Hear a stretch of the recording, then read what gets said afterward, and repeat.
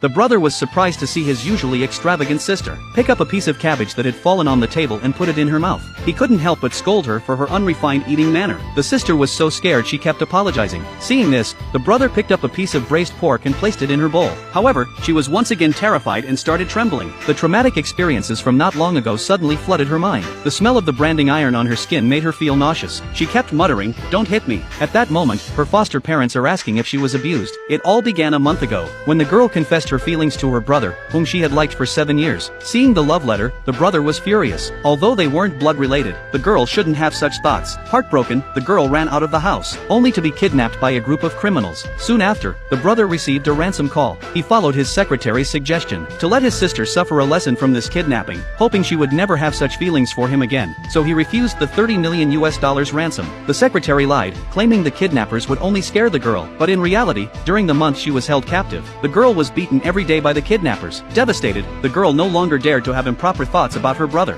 A month later, she escaped when the kidnappers weren't paying attention. When her brother came to pick her up, he found that the usually spoiled sister had become very obedient, but the unpleasant smell on her body made him uncomfortable. After returning home, the girl immediately washed herself clean, putting on a thick set of clothes to cover her injuries. The brother noticed the wounds on her wrists, and asked with concern where they came from. The girl lied, saying she had accidentally fallen. She mistakenly thought her brother and foster parents had intentionally refused to pay the ransom to save her, but in reality, everything had been manipulated by the secretary, who wanted to marry the brother and become the CEO's wife. That evening, the foster parents made the girl's favorite dishes for dinner, but her habitually using her hands to grab food. Everyone looked at her in surprise. The girl quickly picked up her chopsticks and began to eat rice frantically. At that moment, her brother placed a piece of braised pork in her bowl. Seeing the pork, she remembered the scene where the kidnappers had branded her with a hot iron, and she immediately felt disgusted and started vomiting. She kept crying, "Don't hit me." The foster parents asked if she had been abused, but the girl didn't answer, because she believed that it was her brother and foster parents who had abandoned her, which led to her tragic experience. After the meal, the foster father asked if she still liked her brother, and was planning to have her marry him. The girl had loved her brother for 7 years, but was despised by him, and had suffered endless torment from the kidnappers because of it. She told her foster father that she no longer liked her brother. Her foster father instinctively felt it was a pity, and then handed her the $30 million